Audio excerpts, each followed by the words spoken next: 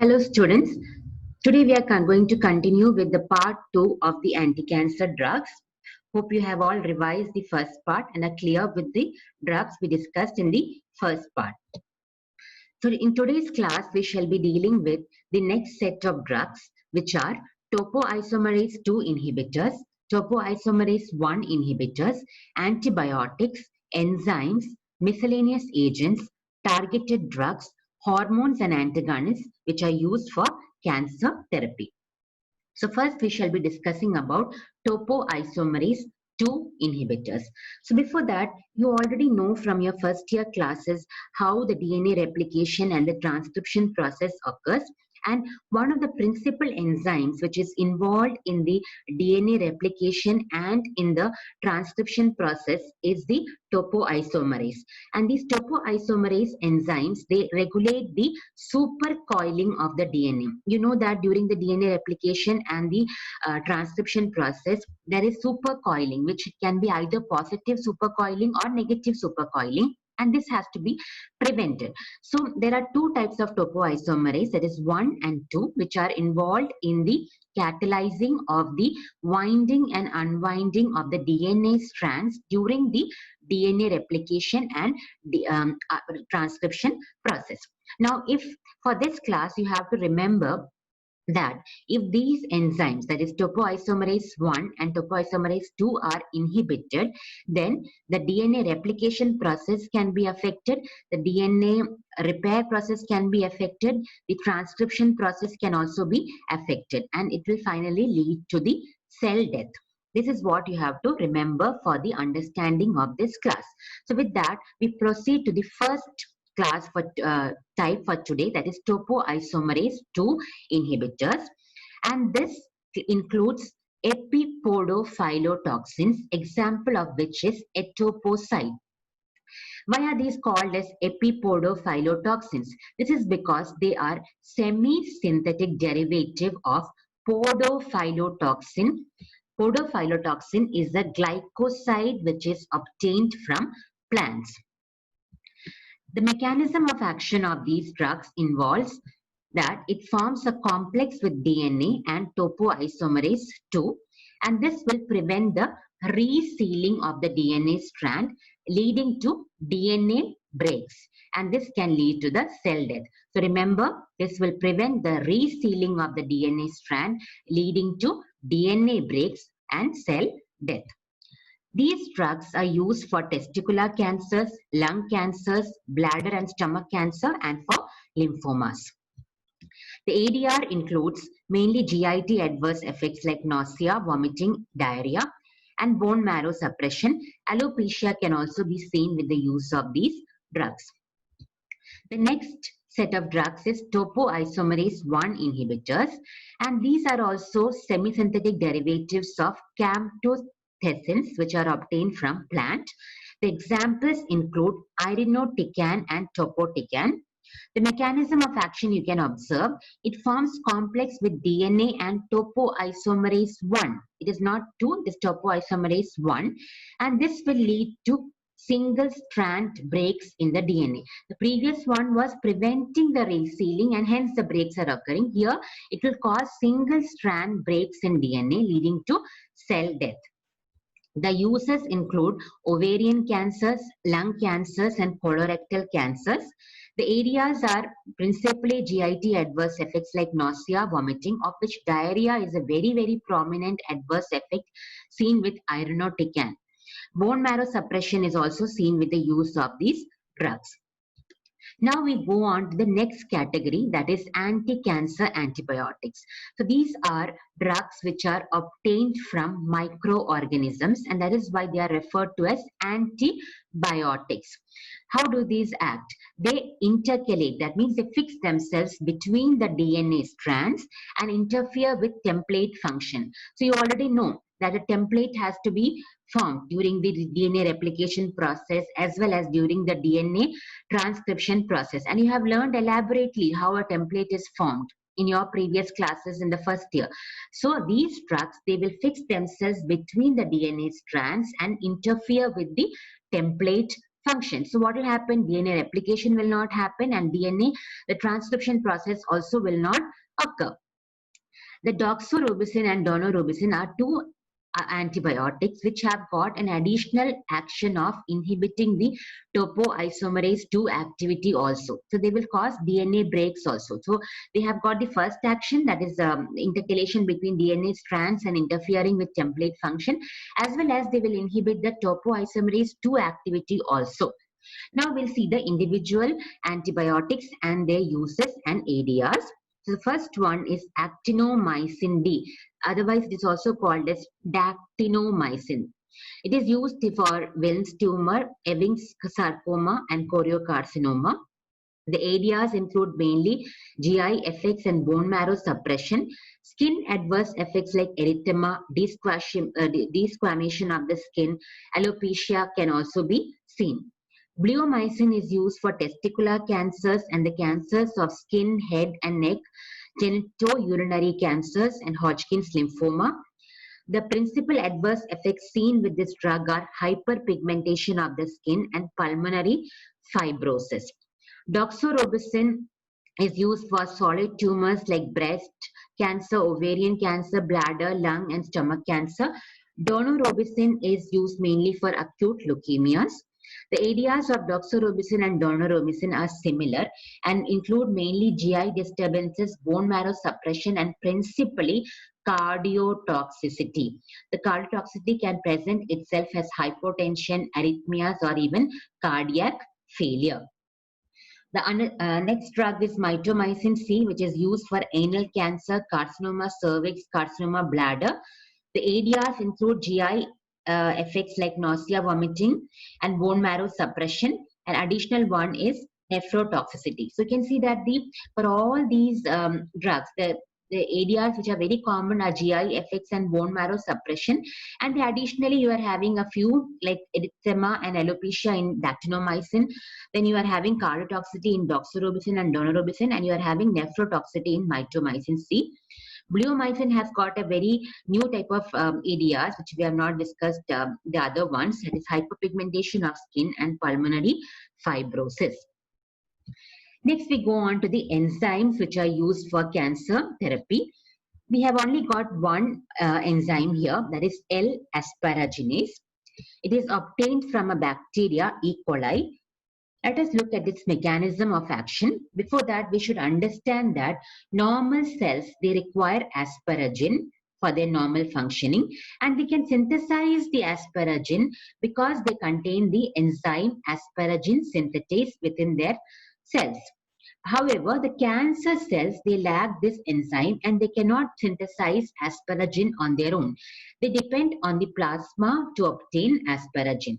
This enzyme, L-asparaginase, degrades the asparagine present in the plasma to aspartic acid, and hence the cancer cells become deprived of the asparagine, leading to the death of the cancer cells.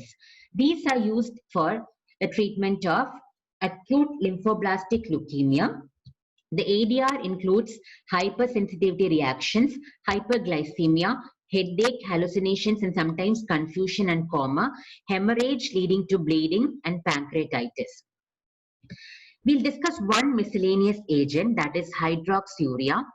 This drug interferes with the conversion of ribonucleotide to deoxyribonucleotide by inhibiting ribonucleoside diphosphate reductase enzyme, and thus it will inhibit the DNA synthesis. It is used for chronic myeloid leukemia. The additional uses are also in polycythemia and psoriasis. The principal adverse drug reaction of this drug is bone marrow suppression. Now we move on to the next category of drugs, which are called as the targeted drugs for cancer. So far, whatever drugs we have discussed, they are acting on the cancer cells, but in the process, they are affecting even the normal cells, and hence they are associated with a lot of adverse drug reactions also. This category of drugs, they are selectively inhibiting or killing the cancer cells. So this category of drugs is supposed to have some comparatively less ADR or less effect on the normal cells because they are mainly targeting the cancer cells. So we'll see which are the drugs which are included under this category. So first one is imatinib. It is inhibiting the BCR-ABL tyrosine kinase enzyme, which is overexpressed in chronic myeloid leukemia cells. So it is only inhibiting that particular tyrosine kinase. The normal cells are not getting affected. The uses in CML, the adverse effects include vomiting, abdominal pain, fluid retention, and periorbital edema because of the fluid retention. Next drug is geftinib. This is an epidermal growth factor receptor 1 inhibitor. The epidermal growth factor receptor 1 is also called as HER1, and this is overexpressed in non-small cell lung cancer, and this drug inhibits that particular receptor. The adverse effect of this drug are rashes and diarrhea. The next drug under this category is trastuzumab. It is ending with MAB. So it is a monoclonal antibody, and it is an epidermal growth factor receptor 2 or HER2 inhibitor. And this is overexpressed in carcinoma of breast, and it is inhibiting, it's selective for that particular malignant cells. This drug is mainly associated with infusion reactions and cardiomyopathy. Next is also a monoclonal antibody, that is bevacizumab. It's a monoclonal antibody which binds to the vascular endothelial growth factor, and this drug will prevent the angiogenesis. Angiogenesis means the proliferation of the blood vessels, and this is required. This helps in the growth as well as metastasis of the cancer cells. The process of angiogenesis. This drug will bind with VEGF and prevent its binding with its receptor. Hence, the process of angiogenesis will not occur. And this drug is mainly used for the cure of renal cell carcinoma, lung cancer, breast cancer. The adverse effects of this drug include hypertension, thromboembolism, bleeding. Next one is another monoclonal antibody, rituximab, which is a monoclonal antibody that binds to CD20 antigen, which is overexpressed on the surface of B lymphocytes in B-cell lymphoma. This drug is associated with infusion reactions, which can include features like fever, rashes, hypotension, myalgia, etc. Bortezomib is a boron containing compound, and it is a proteasome inhibitor. The proteasomes are actually complexes which are packaged with proteolytic enzymes which are involved in the lysis of the proteins involved in apoptosis. So when this proteasome inhibition occurs, the proteins involved in apoptosis are not lysed. Hence, what happens? There is a promotion of apoptosis. That is, there is a promotion of cell death. So this will mainly cause a death of the malignant cells.